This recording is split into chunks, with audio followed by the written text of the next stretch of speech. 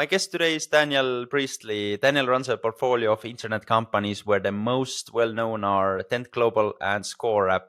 Thanks a lot for coming to the HoldCo Builder show, Daniel. Thanks for having me on. Exciting topic. Awesome. I guess I'm not wrong when I say that the days of using 3% equity and 97% debt to acquire a company are over, at least for some time. So when doing deals, you don't make money with leverage. You also don't make money with multiple expansion, buying it cheap in a private market, selling in public. Today, the performance comes from how one manages the company. That being said, you are the marketing and sales expert, knowing a lot about this, have been doing that for a long time. So I want this episode to be about this, like how to grow a business and simply how to sell more stuff, more products and more services. Before we getting into that, could you please walk me through your journey from university, maybe all the way to today, running a portfolio of internet businesses? Yeah, so I'm a university dropout. I went and did a year of university and realized that none of my lecturers had any business experience whatsoever. So I dropped out to join a startup and I was employee number 3. We didn't have a bank account or a business name or anything like that. But I had a mentor who was launching a second business after a successful first business. We went from sitting around a kitchen table brainstorming to about 6 million of revenue in the first year and 60 full-time employees in second year. I developed a spin-out side to that business. I was only 19 to 20 years old when that happened. I approached my mentor for some equity in the company and he politely declined and said, if you want to get equity in the company, you'll have to start your own. So I did. I went off and started my own company at age 21, became a very fast growth company in Australia. So we went 0 to 1 million in year 1 and 1 to 10 million in year 3. Yeah, so really fast growth. I expanded into the UK 17 years ago and basically have done a series of acquisitions. I've sold a couple of companies. I've bought several companies. I've started a number of companies. We've won Entrepreneur of the Year, Scale Up of the Year. And the rest, as they say, is history. I've written a series of books and worked with a lot of entrepreneurs as they've grown. Every business needs high quality, warm leads, clients in order to grow the business, be it B2B, B2C. You wrote the book, Key Person of Influence. First of all, what inspired you to do that?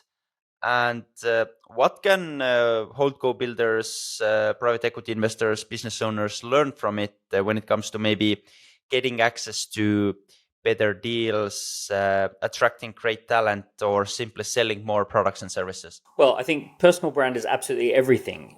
You made a point right at the beginning. You basically said that capital, whether it's debt or equity, is not as important now as other elements of running the business.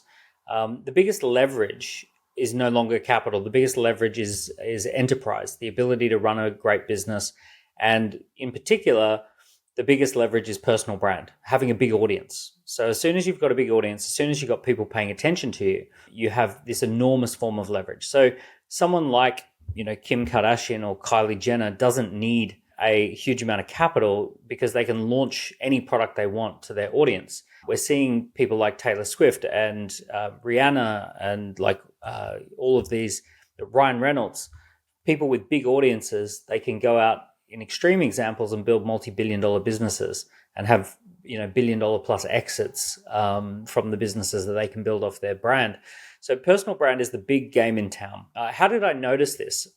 I personally believe that the US presidential elections, the Formula One of marketing, right? So in Formula One, they invent technology that later becomes widespread technology. But the Formula One is where you'll see automotive technology first. And US presidential elections is where you'll see marketing technology first. So for example, in the 1930s, the fireside chat with Franklin Roosevelt introduced national radio as a major strategy. And then a number of brands created the radio jingle. And his fireside chat started with the radio jingle.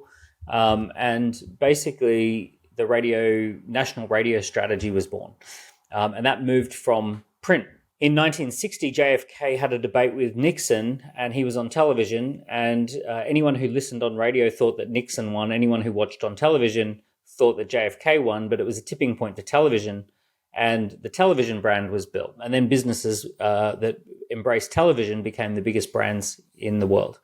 And in 2008, Obama won with a campaign called Obama Everywhere, where his personal brand was on social media, and he highly engaged social media brand. When I first saw this in 2008, I said, this is going to be the big next trend. This is the biggest way to grow a business, because this is a tipping point that has been brought in, and businesses that embrace personal brand are going to beat businesses that are faceless. And then we see things like Elon Musk creating more market cap than every other car company combined with a faceless brand. And we see Richard Branson, and we see Ryan Reynolds, and all of these kind of people coming to the forefront. So that was where I first discovered it. I started experimenting with it. I had a suitable background for it, because I was in event promotion and conference promotion. Basically, I wrote the book. And back in 2010, when the book first came out, it was completely radical. It was like a really strange thing to go and tell business people that they needed to have a personal brand in order to be seen as a successful business leader.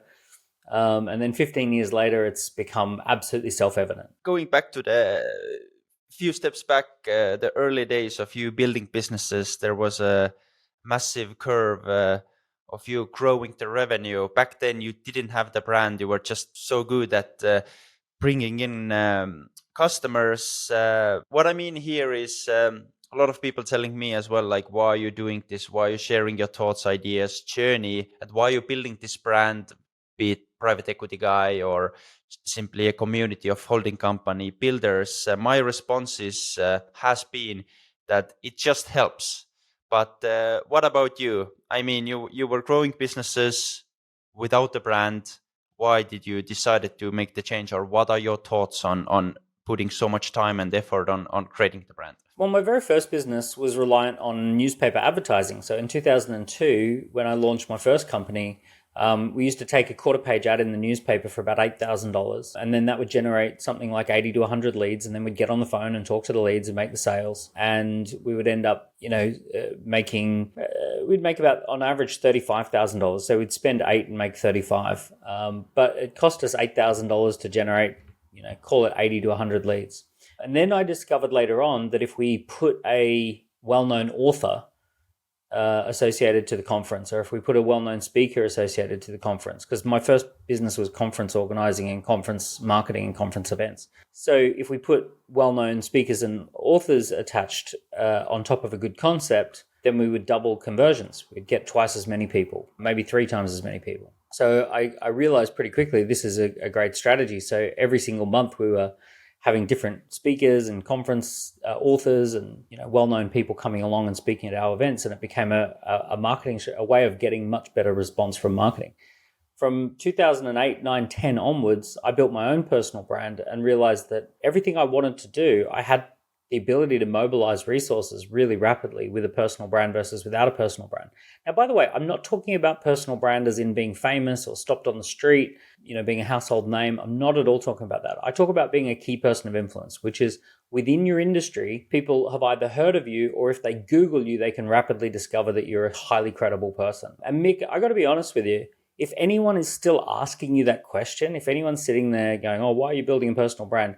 They're either so ridiculously rich that they are detached from reality, or they're so far behind that they're not worth saving. So, honestly, use that as a filter that essentially figure out really quickly, if they're asking you dumb questions, use it as a filter and say either A, you've got too much money and you're detached from reality, so you'll be an investor, or B, you're just too far behind, I can't help you, I need to work with, this is now too far into the race. It's now the good to great. This would be like we're driving in the Formula One and someone's sitting there asking you, why do you put fuel in the car? Why should you have an aerodynamic car? Why would you invest in having a good driver of the car? And you're just look, if I have to explain the basics to you, this is too late this is just far too late for us to have to even have this conversation. The game is already in play. In fact, we're actually in the next age. So the social media age, really, the personal brand age began in 2008 with Obama. And then in 2016, we went into the digital data analytics personalization strategy. So if anyone's stuck in the should I build a personal brand, it's like you're 2 chapters behind the book. The book is now in data analytics. Is that too brutal? Not for me, probably for some people listening. My question, all this personal brand and everything, what it does, at least based on my experience, people who reach out to me through Twitter, sending me an email, LinkedIn, it very often seems like they already know me and They my know you, they like thoughts. you, trust you. They're absolutely thrilled to have you respond. They're thrilled for the opportunity to get some of your attention. So that's the difference. And you don't have a massive brand. You got, similar to me, you got 40,000 followers on X. You probably got plenty of people on LinkedIn, but you've got, the average person has less than 2,000. So you've got, 20 times, you've got superpowers times 20. And you can still walk down the street and no one stops you. So, there's no downside. It just means that you're able to mobilize resources whenever you want the resources. If you want investors, you can have people lining up to invest. If you want companies, you can have people lining up to sell. If you sit down and have a meeting with someone who wants to exit their company, all things considered, they're going to consider you a safer bet. What I've done recently is there are some people on crazy levels reaching out, and I'm always telling them that I should be the one to be thankful for their time, because Twitter actually makes me bigger than I really am. I hope to be there one day, but so far it's been just growing very quickly, and people sending me some crazy deals, and I'm like, I'm not there yet. Hopefully one day. But How that's old are you now? I'm 31. 31. So yeah, I mean, you've laid really strong foundations. You've got the brand, you've got the deal flow. Things take time the fruit takes time to actually grow on the branches and ripen and be ready to pick. You're laying the foundations for massive success. Considering that the average entrepreneur is only 40, the average entrepreneur who starts a company is 42. So you're 11 years ahead for even starting a business. Forgetting about acquisitions. Yeah, we have still a small business, but it's growing and made some investments. But I think, as you said, it's still early days and a lot to do. But my question, maybe, what the brand, building a brand helps is people like you, trust you, and it brings in the leads. But what are your thoughts about cold outreach, cold calls, cold email? Because this is something I've been doing. I still do it till this day, and I love it. And still the best opportunities when it comes to growing a business have been coming through this. In the initial phases, there's 2 times where cold outreach works really well. In the initial phases where you're just trying to test an idea and you don't want to deploy much capital, sending 150 messages a day and seeing who responds and seeing what kind of response you get back is a really powerful strategy. It doesn't feel very sustainable. It doesn't feel like a long-term strategy because it's pretty exhausting. The second time cold outreach works is when you only need a dozen conversations to get a pretty good result. So if your business is the type of business where you only need 20 clients a year, cold outreach is perfect. If your business is the type of business where you do deals and you want a very specific type of person to be involved in the deal, but you don't need many of those people, but you need a particular type of person, cold outreach is good. I think there's some new strategies for cold outreach that make cold outreach more successful. So the 2 strategies that I think work really well is the first one is cold outreach to content. So cold outreach to content basically is where I would reach out to you and say, Mick, I just wrote an article about how personal branding can help people who build hold companies. And I put it on my LinkedIn, and I think it's something that you'd find really interesting. I've done a bit of research, and check it out on my LinkedIn. Feel free to leave a comment, or if you want to get back to me and discuss it, I'd love to discuss it with you. So this is cold outreach to content, where people can see that you've messaged them, they can click on some content, they can see your profile, they can see you on LinkedIn, make a decision as to whether they think it's right for them. And in many cases, people will just comment, and then you can follow up on the comment. And it's such a higher rate of conversion. So if you message 150 people and ask them to check out a piece of content and like and comment on it, you're immediately getting a much better response. So you're eliminating the synchronicity that's required. And then the similar one is just non-synchronous communication. So reaching out to people cold, but leaving them a voice message or leaving them a short video and giving them a very specific let me know yes or no. Is that something you want me to continue talking to you about? Do you want to, I'm really happy. I'd be happy to jump on a call with you. I'd be happy to invite you to a dinner that I've got coming up. Let me know if you're interested in this topic. And I'll send you through a case study, or I'll send you through an invitation, something like that. I know you're a big fan of waiting lists. And I was, end of last year, I was in London meeting with a private equity investor.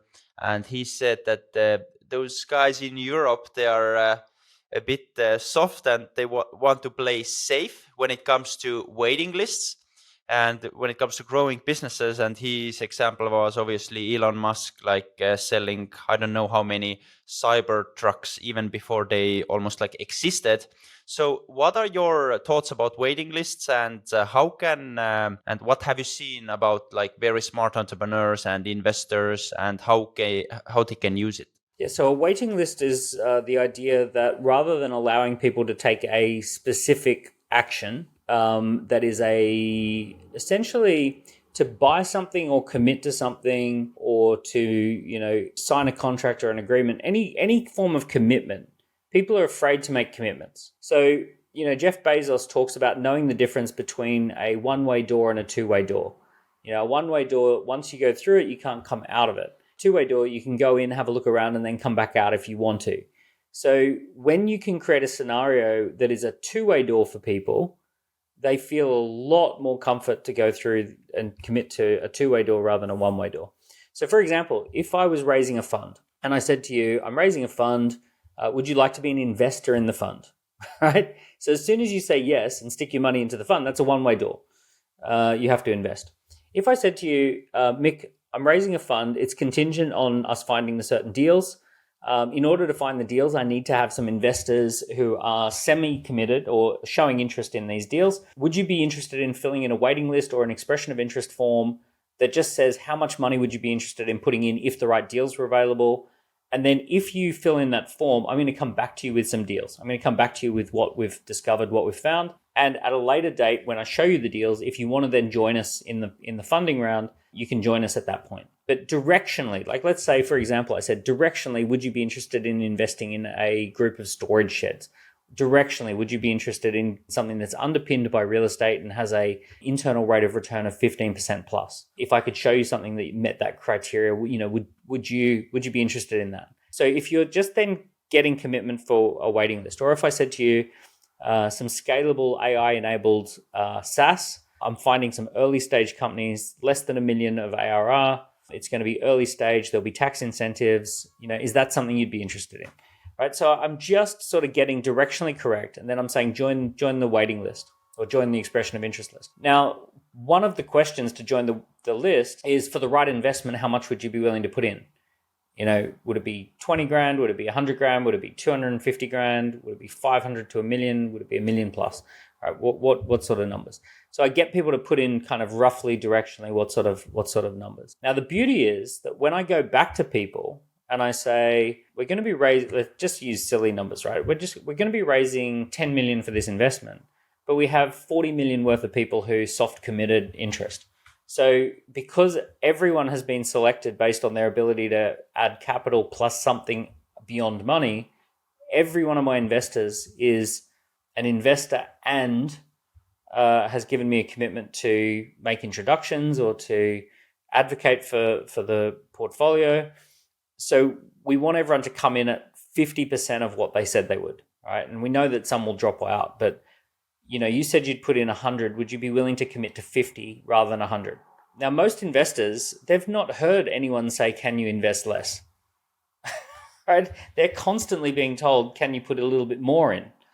So when they get told, can you invest less? And I'm not saying that you fake this. I'm saying that it's real. Like when I've done this, it's very real. It's basically me saying, I genuinely have 2, 3, 4 times as much money as I need available. Will you come in to begin with at much less than you intended? And and I've got a bunch of really great people. And also the other thing too is I get the waiting list to a point where if they say, actually, no, I don't want to come in, I say, that's totally fine. You've done me a favor, right? I've got plenty of people who want to come in. So that's not a problem. Do you mind if I come back to you when I've got another opportunity? Yep, sure. But people learn pretty quickly with me that the way I do things is that you'll never be able to put in the full amount because I've always got too many people who want to back whatever we're doing. So a lot of the times, my investors, I keep them for them relatively small, and they're annoyed that they can't come in heavier. Now, a little bit about your thoughts about B2B and B2C strategies. At least the feedback I've got from people following me has been that make sure you won't start selling like private equity caps or something like that. Don't do stuff like this, low ticket. Make sure it's going to be a capital for a deal or something like that. So what are your thoughts when it comes to difference between B2B and B2C? And maybe can you share some tactics that work well for B2B, more traditional companies? Yeah, I'm not a fan of B2C. I try to avoid B2C wherever I can. B2C is incredibly difficult. I think my hat goes off to anyone who has the ability to do a successful B2C business. Selling directly to consumers is a nightmare.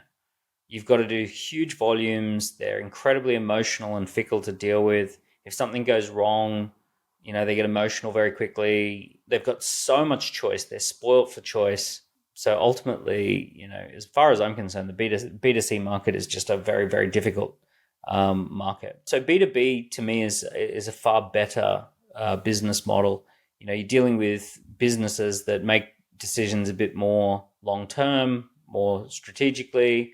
They listen to reason. If something goes wrong, they'll, work with you to fix it. I'm a much bigger fan of, anything that's B2B. Also just bigger budgets, I think something only like, I don't know what the exact number is, but it's like 5 to 10% of the economy is like consumer related products. And the vast majority of the economy is, businesses making decisions as far as purchasing decisions go. So, if you sell to a consumer, the average consumer has, maybe 40 or 50,000 pounds a year, worth of income to spend, and most of it's already committed.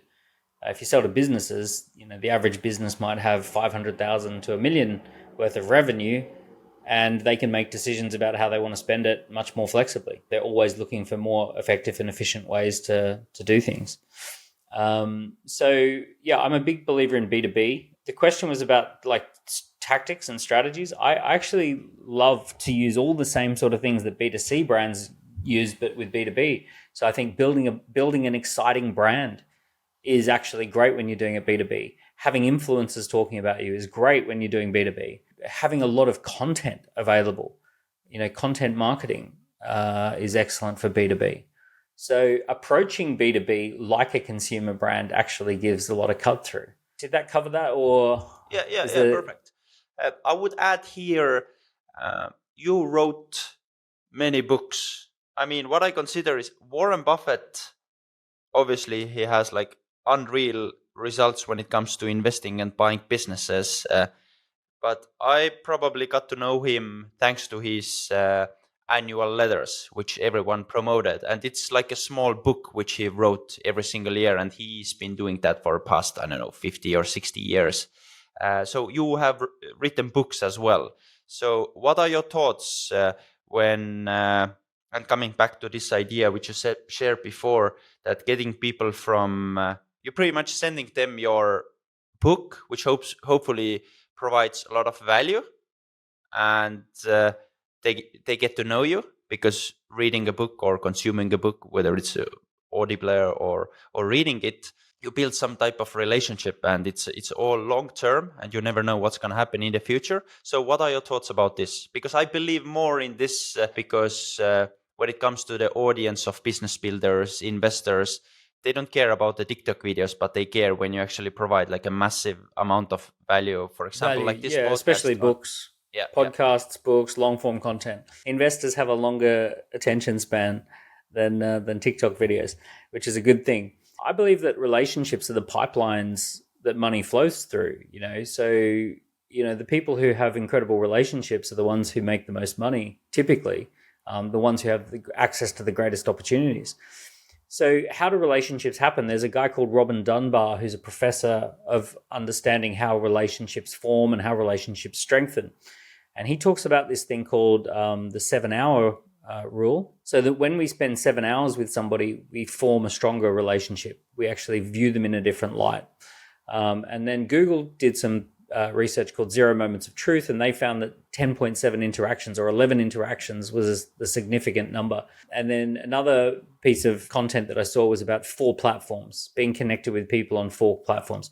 So if you're connected on 4 different platforms, then the relationship is quite strong, very strong, strongly bonded. So I call this the 7-11-4 rule: 7 hours, 11 interactions, 4 locations. So the question is, how many people have experienced you for more than 7 hours, more than 11 positive interactions, and are connected with you on more than 4 platforms, right? Or a combination of those things.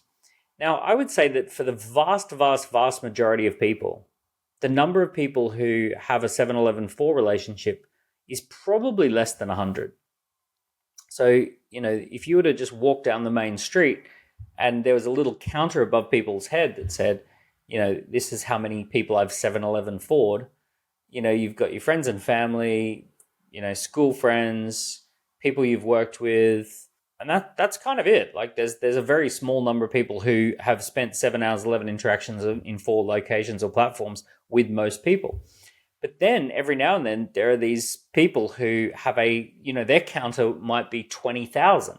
If you were to look at the number above my head, if we said, that, for example, some of my podcast episodes have had more than 2 million people watch it, and that's 2 hours. So like we're already 2 hours in. If they've watched 3 podcasts, then we're 7, almost 7 hours in. So let's say that maybe out of 2 million people, let's say 1% of people have watched 3 or more podcasts. So there's 20,000 people who have been 7-11-4'd with me. They've spent 7 hours, 11 interactions, 4 locations. I know that I've sold several 100,000 books, so there must be people who took more than 7 hours to read a book. Maybe it's 20,000 to 100,000 people.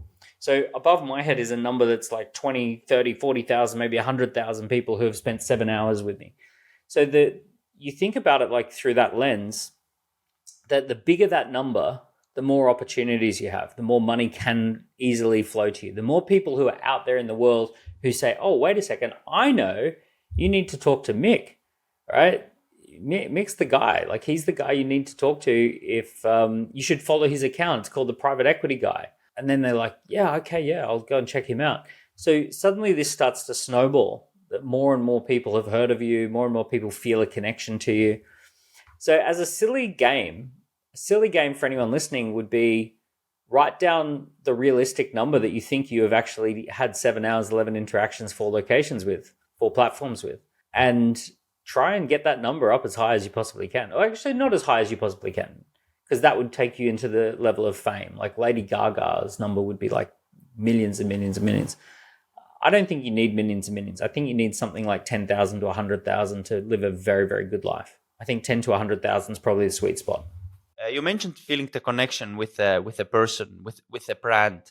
So my question here, I have this brand, Private Equity Guy, but my real name is Mick Marcus. So should I get rid of the Private Equity Guy and just continue with Mick Marcus in order for me to actually build the bond? To be honest, I think you should bring more of yourself onto Private Equity Guy. Everyone tends to like Private Equity Guy, but you should have Private Equity Guy in brackets Mick Marcus. You should also regularly post some videos where people very quickly get to see, oh, this is actually the Private Equity Guy, Mick Marcus. They see more and more of you, because the more, you're right, people can't form a relationship with a cartoon. They can't form a relationship with a set of words. The way that our human societies have evolved is we fall in love with names and faces, like real people's names and faces. When you've got kids, just someone asking about your kids by name, if they know you, puts a smile on your face. And seeing a photo, I recently got a headshot photographer to take a headshot of me, and he says, pull out your phone. And I said, okay. He said, find a photo of your kids. And I said, okay. And he said, look at the kids. How does that make you feel? And I smile, and he says, look up. And then he goes, boom, there you go. There's the headshot. And naturally I had a genuine warm smile on my face because I was, looking at a photo of the kids. So we fall in love with faces and names of people, real people. That's how our brains are wired. So the more people can connect with you as a person, if anyone's listening to this and they're like, oh yeah, I'm building a brand, I'm building a business brand, no one cares. No one cares. We don't have very many emotions towards the biggest business brands in the world. If I said to you genuinely, how does Coca-Cola make you feel? For most people, it's like not much. Genuinely, what's your emotions around Toyota? I don't know, Uber, Prius, whatever, nothing huge.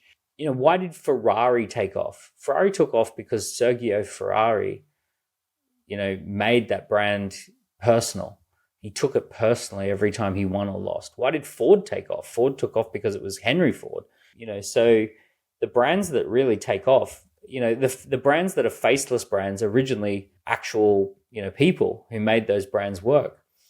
They've hit a size where they can kind of continue the momentum, but ultimately along comes Elon Musk and just smashes all the car brands because people like Elon Musk. I'm a big believer of all this social media and the podcasts and the posts and videos, and it's all nice, but the magic happens offline. And my goal has always been to going from online to offline. Could be meetings, dinners, conferences. What are your thoughts about this? Yeah, look, I think a personal brand gives you opportunity, but it doesn't give you actual deals. It doesn't give you actual transactions. So, opportunities, nice, but, getting face-to-face with people is where the actual rubber hits the road, where the deals actually happen.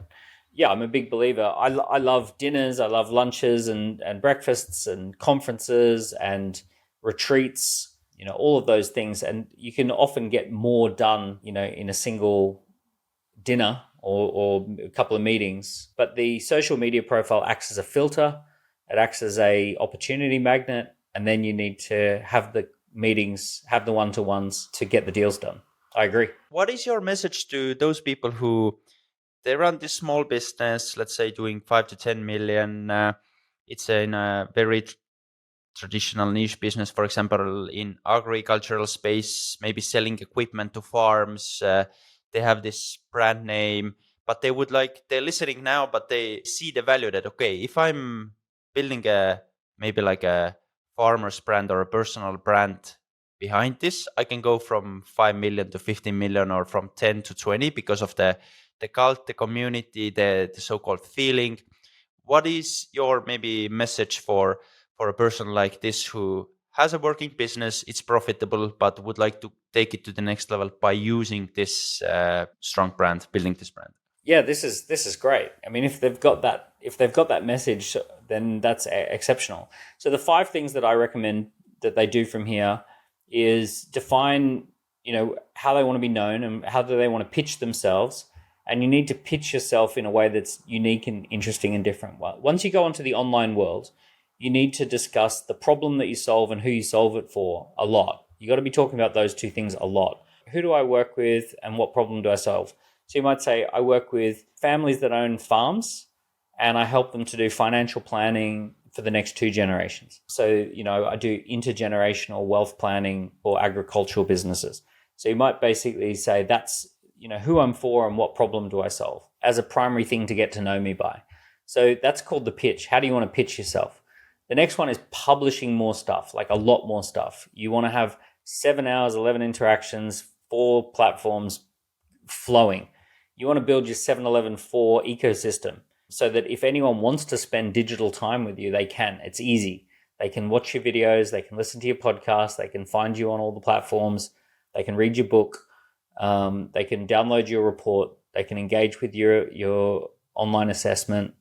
All of that stuff, you want to publish plenty of stuff. I'm a big believer as well on social media. You want to be publishing 3 times a week. Put stuff out there 3 times a week. Monday, Wednesday, Friday. Get stuff out. And then products. What do you want your product model to be? There's different product models.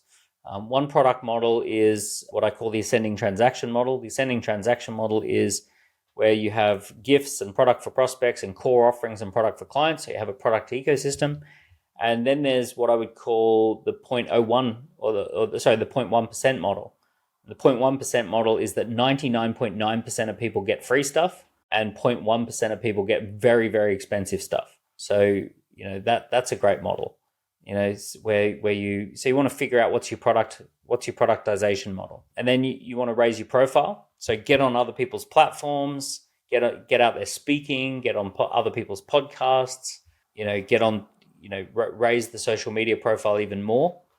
And then finally, partnerships. Do joint ventures and partnerships. Go out there and aim to partner with the people who've got the things that you need.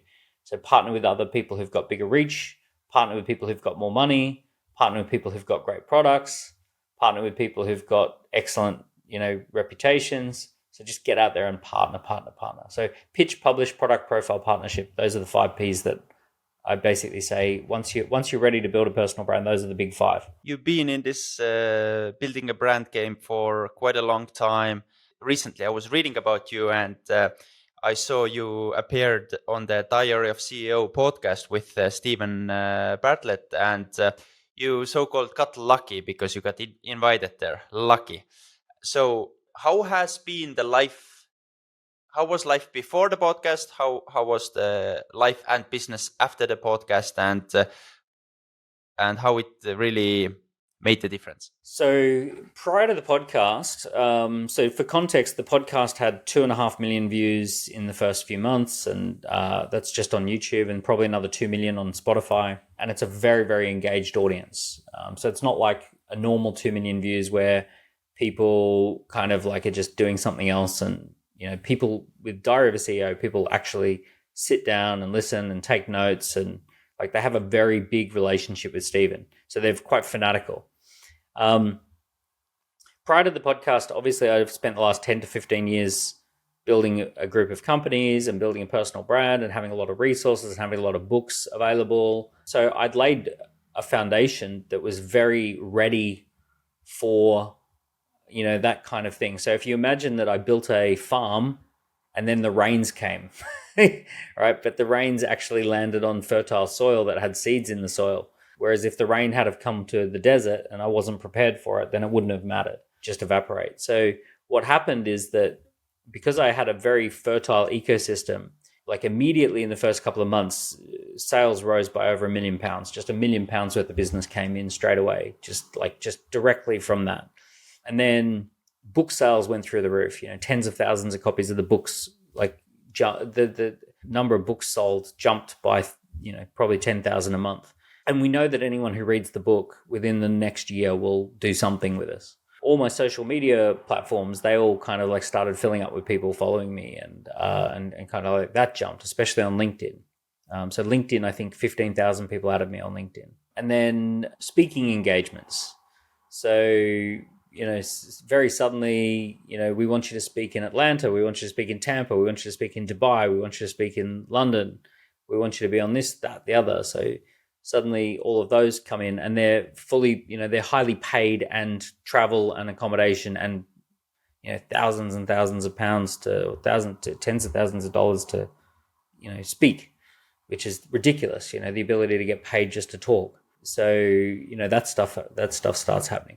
So essentially, yeah, it's a magical moment, but 10 years worth of laying the foundations, building the farm, putting seeds in the ground, and then the rains come, and we're ready for it, which is really great. Would you have changed anything you done till this podcast to make it even better, or it's been all good? I think, hindsight's always 2020. I wish I had have gotten into software businesses earlier. I got into software in the pandemic. I owned an IT services company for years prior. I wish I had have been more aggressive in moving all of my businesses to a point where they could just easily and effortlessly do business with anyone, anywhere in the world, and have more software available. The beautiful thing about software businesses is that anywhere in the world, if someone wants to be a customer of a software business, they literally, if they've got internet access, they can subscribe to your software. Those businesses are amazing, because as soon as you've got one of those businesses, like Score App or Bookmagic.ai, you can just jump on platforms and talk to people, and as if by magic, people will check out the software businesses, and then some of them will subscribe. And Score App has customers in 152 countries. Bookmagic is only a few months old, and it's already got 300 customers in about 15 different countries. So those businesses are great. So I wish I had been a bit more software orientated. You don't need to share what are your exact goals, but I guess you would one day sell a portfolio or sell each of those portfolio businesses if the right buyer, a PE firm or someone comes and shows interest. How do you keep those two separated, your personal brand and my question is how you make sure that you're not the face of it, because the valuation of the business will be probably a lot lower when it's very... Yes and no.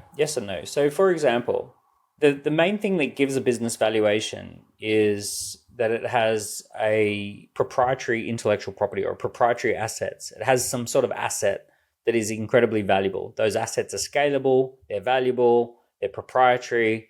So those proprietary assets are that's the prime mover. That's the number one thing people are buying. They're buying those assets. When they acquire a company, they're essentially acquiring assets. You can have an incredibly profitable business that is a brokerage model business, and it really isn't worth very much. So if you've got a brokerage model business, let's say you've got a real estate business that's selling lots of real estate, but it's a team of 50 people who sell real estate, and ultimately most of your sales are just somebody else's properties. There's not a lot of proprietary assets in that firm because ultimately it's just a real estate office that's selling a lot of real estate. But unless you can prove that there's some sort of proprietary asset, it's not very saleable. It's certainly not worth it. Tech companies worth. So the first thing is, like, technology companies sell for a lot of money because they have millions of lines of code, and that code is proprietary asset. They also have, they're very systemized and they sit on digital infrastructure. So they're just very scalable. So you've got something that's proprietary, repeatable, scalable. So that's your first thing. Second thing is that you've got a core team, and that core team has a very strong culture towards producing and developing those assets and sweating those assets. So when you've got a key person of influence with a big brand, they're very good at attracting good people onto a team. And they're very, very good at producing the intellectual property that gets turned into a proprietary asset. So the stuff that they come up with, is the first kind of like inspiration for creating an asset. So those are the first two things, the core team and the proprietary asset. The third thing is the forecast, the ability to forecast revenues. So when investors buy anything, they're always buying the future. They're always interested in the future. The past is only relevant as an indicator to the future. So if investors are 100% sure that this business is in decline, let's take an example like cigarettes. Investors know that cigarettes are in decline in most markets.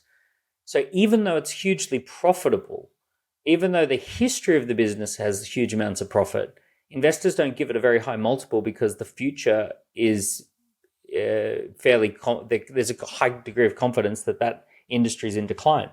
So essentially, investors, they'll pay a huge amount of money if they see that something is ramping up. So the ability to forecast. Now, the most forecastable revenue is recurring revenue. So monthly recurring subscription revenue is the highest quality of earnings. So low quality of earnings is like things that people have to consciously think about to repurchase, if they repurchase at all. So one-off package sales is very low quality of earnings. Recurring automated monthly recurring revenue is highest quality of earnings. So when we think about companies that have a very high quality of earnings, they rely upon a high degree of trust. So the high degree of trust is normally created by a personal brand. Someone who has a personal brand creates a lot of trust. So they have a higher ability to get people onto a monthly recurring revenue contract. They have a higher ability to recruit a team. They have a higher ability to inspire intellectual property that becomes proprietary. So all three of those things become very exitable. That becomes an exitable business that's very valuable. Now, ultimately, if the acquirer wants someone to be the face of that business, that's a separate deal. So if, like, for example, someone says, hey, I want to buy Score App and I want to pay 100 million, but also I want you to continue to be the face of Score App for years into the future. I say, well, what does that look like? And they say, well, we want you to create video content every month. I say, okay, great. My filming fee per month is 10 grand a day. So if you pay me 10 grand a day, I'll go in and I'll film content, right? And as long as there's a production team there ready to film me, I'll talk about Score App. And also, there are plenty of other people you could get for 10 grand a day. So whenever you're ready, you can start introducing, if you want to save money on 10 grand a day, you could introduce someone who's 5 grand a day. Or you could develop another face of the business. And we can do that over 6 months, 12 months, 18 months. But as long as you want to pay me 10 grand a day to go into a film camera and take some footage, happy days, right? I'm happy to do it. So ultimately, this idea that the business is stuck because of a key person of influence is wrong. It's completely wrong. It's not how it happens in the real world. In the real world, Ryan Reynolds sells the company for 1.3 billion and they're happy to buy the business. In the real world, The Rock sells the tequila brand for 600 million and it's bought, and he continues to get paid every year as the face of the brand as well. So people have this imagined fantasy fear that putting their face on the business will stop the business from being saleable. It does not stack up in the real world. You have been going through a lot of growth recently. What have been some challenges and lessons? I mean, how do you manage it all? You mentioned you have a core team, but still you have 24 hours a day. Like, how do you do it all? Well, I don't have 24 hours a day. I've got 150 people on a team, so they've all put 7 hours a day in. So, that's over 1,000 hours a day going in to the business. On top of that, I don't have 24 hours a day. If I film something that's an hour and 1,000 people watch that in a day, that's 24,000 hours. An hour, there's 1,000 hours, sorry. So I've just filmed something. It took me an hour to film it and 1,000 people watched it and they spent an hour watching it. So I just had 1,000 hours worth of value received. So when I think about my time, I don't think about my inputs. I think about the leverage, the outputs. So, 2 hours recording with Stephen Bartlett was watched by 2 million people. God, there's 4 million received hours of value for 2 hours of my time. So I think about growing a team is more time every day. Recording stuff and creating digital assets is more time every day. Yeah, this is where it's actually ridiculously easy. It's so easy. The game is so easy at the moment. It doesn't take a lot of time. You just need to do the right things. I'm going to sound incredibly obnoxious and arrogant and like a terrible person. My biggest challenge at the moment is just there's too many good things every day. Too many amazing opportunities a day. My biggest challenge is that I end up saying no to amazing things. Like someone says, come along and speak at this conference and we'll pay you, a lot of money and you'll be in front of a perfect audience. And it's like, I'm so sorry. I was just booked that day. I'm doing something else that's amazing. So it's good problems to have. You mentioned investors looking for growth when looking to acquire a business.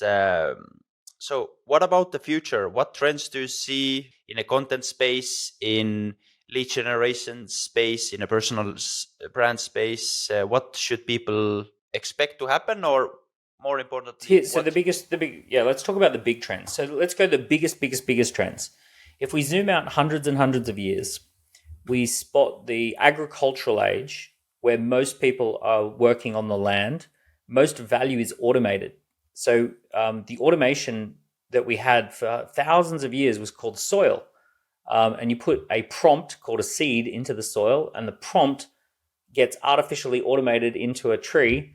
And then humans are only required to plant seeds and pick fruit and harvest, plant and harvest.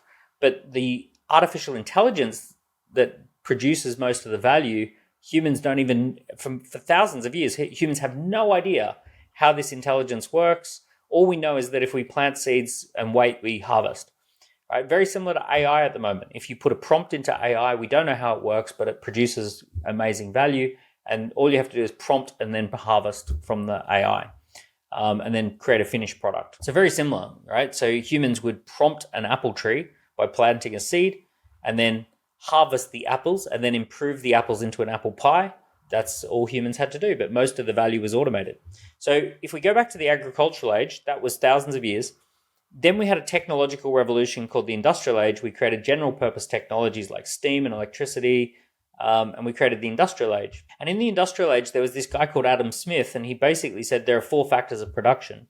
there's land, labor, capital, enterprise. And he said land was very important in the agricultural age, but now it's all about labor and capital with a little bit of enterprise. So labor, capital, and enterprise basically meant that you need capital to set up a factory, you need labor to staff the factory, and you need enterprise to guide people towards producing the right things in the right quantities. And he said the most important factors of production were labor and capital. And then we started fighting wars over what was more important, labor or capital. So we had a big war, multiple wars, socialism versus capitalism. And we created multiple systems around the world to basically say, do we prioritize capital over labor, or do we prioritize labor over capital? And we basically battled that out for 100 years. And some people still haven't figured out which system is better. It doesn't matter now because that's over. So that whole game is now finished. So what's actually happened is that we've had another technical innovation, which is digital and AI, or just what you call digital innovation. And now Adam Smith would say, okay, we used to rely on land, then we relied on labor and capital, but the new businesses that are popping up, they don't require very much capital, they don't require very much labor, but they require a lot of enterprise. It's all about decision making. It's all about knowing which products and how to take those products to market, in what quantities, making smart decisions, and all of it is about like the enterprise side of things. The entrepreneur has now never been more important.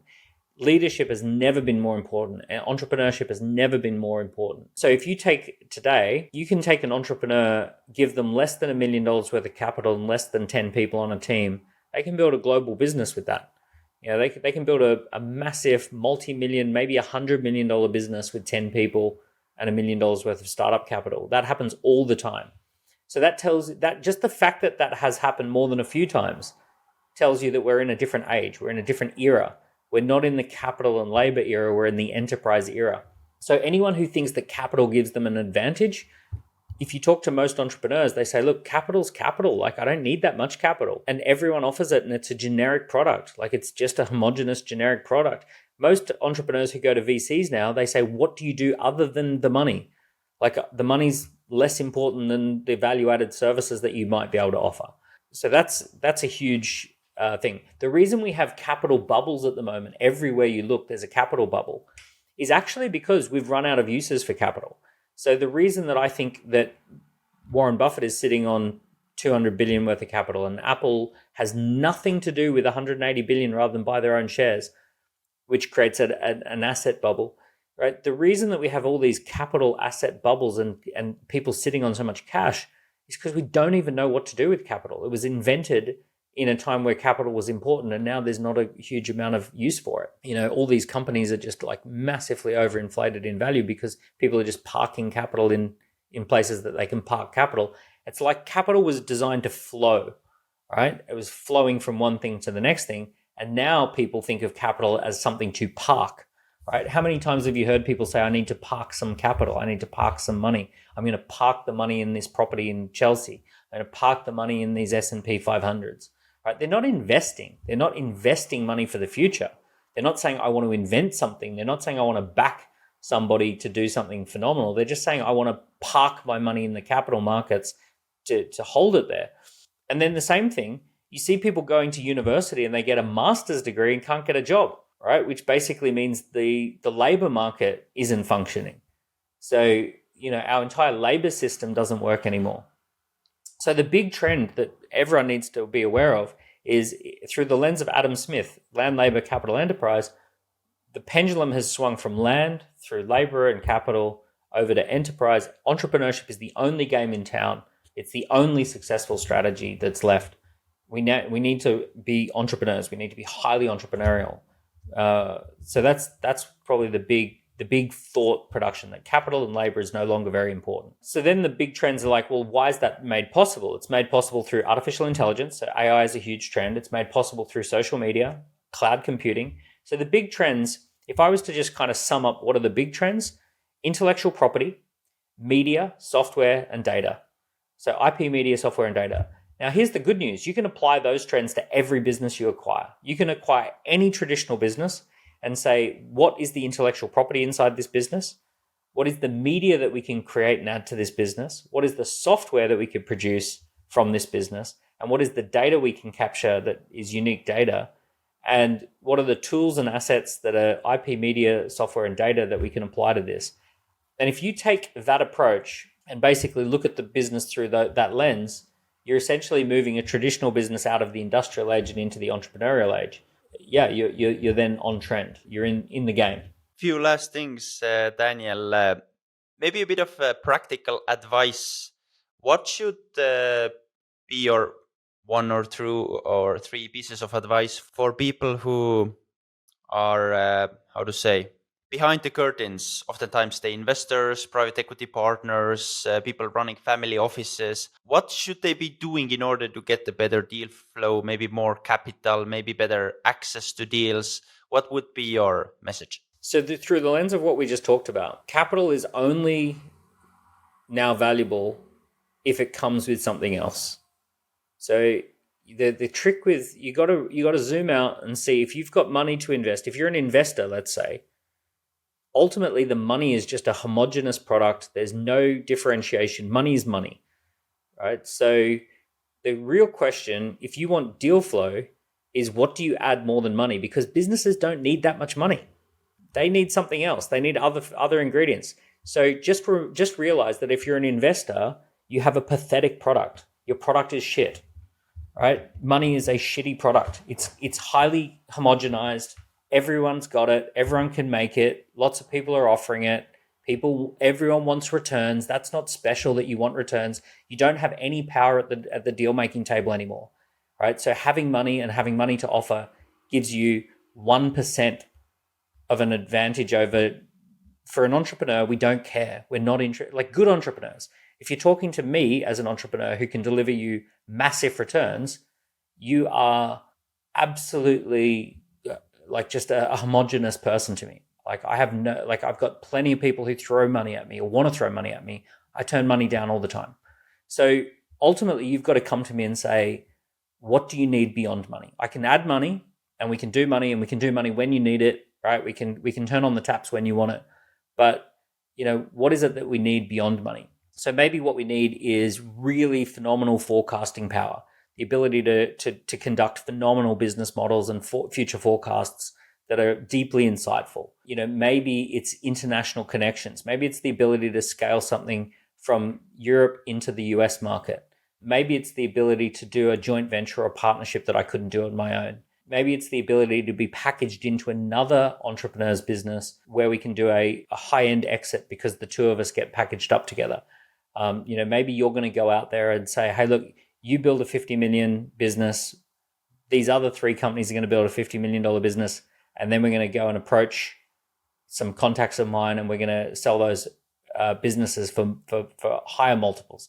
So you actually, if you build a $50 million business, you'll get a $75 million exit, because we can get extra multiples out of this because of what I'm combining. So it's really important that you essentially present yourself as a key person of influence, someone who can make things happen, that you present yourself as having something beyond money. The money needs to be it's no different to me going and saying, I'm a technology entrepreneur. I have access to servers. I have access to cloud computing.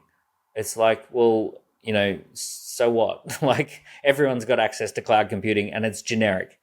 So you can't sell yourself based on having money. You've got to sell yourself on having something beyond money. Daniel, you're doing this podcast on this beautiful morning. How has entrepreneurship and building a holding company of internet businesses changed your life and changed your family life? Well, the beautiful thing is I get to work from home. So, I drop the kids at school every day. And I'm here when they get home and I spend time with them when they get home. I've got a global network and I do business globally with 150 different countries that we operate in. And, I can do that all from London in Wimbledon. And I can go for a walk in the forest later today because there's a forest down the road. So I'll go for a walk in the forest and, whereabouts are you at the moment? I'm in Tallinn, Estonia. Estonia, right? So here we are. I'm in London, you're in Estonia. People who are listening to this are probably in 20 different countries. So that that's the incredible thing about the world today. But I'm about to go and fly into Atlanta for 24 hours. So this week I'm going to fly over to Atlanta and give a talk at the podcast summit. 2,500 people in the audience. All of them have a podcast. So it's great leverage of time, fly in, fly out, have, good fun. And then we're off to Canada and then we're off to LA and then off to Dubai and then off to Miami. So just a constantly good fun environment of the whole world becomes your playground. Off-topic question, do you bring your family with you? Sometimes the family's coming to Canada and LA, but not for 24 hours in Atlanta, and certainly not for 3 or 4 days in Dubai, because that would be a lot of fun missed. Okay, so let's wrap up with the famous 5. How old are you? 43. Favorite book? The book that changes your life the most is not one you read; it's one you write. So my favorite book is the books I've written because they bring opportunities. I know that's a silly way to answer the question, but I really want to encourage people to write a book. I want you to write a book. Married, single, kids? I'm married to my lovely wife. We've got 3 kids, 2 boys and a girl. What car do you drive? I've got 2 cars. I've got a BMW X5, which is the family car, 7 seats. And a convertible BMW, which is the runaround. What's the best investment advice you've ever got? Income follows assets. That the more assets you have, the more income you will make, and that asset ownership is everything. And then the second follow-up piece of advice is the most valuable assets is intellectual property, media, software, and data. Last one. Where can people find you? LinkedIn. I'm very active on LinkedIn, Instagram or X. I'm quite active. YouTube, I do a new video now every week on YouTube, and Diary of a CEO episode would be a good place to check it out. And then Amazon for the books. Perfect. Seriously, thanks again, Daniel, for doing this. I know you have a busy schedule, so thanks a lot for finding time. Absolute pleasure. Thank you for inviting me on the show.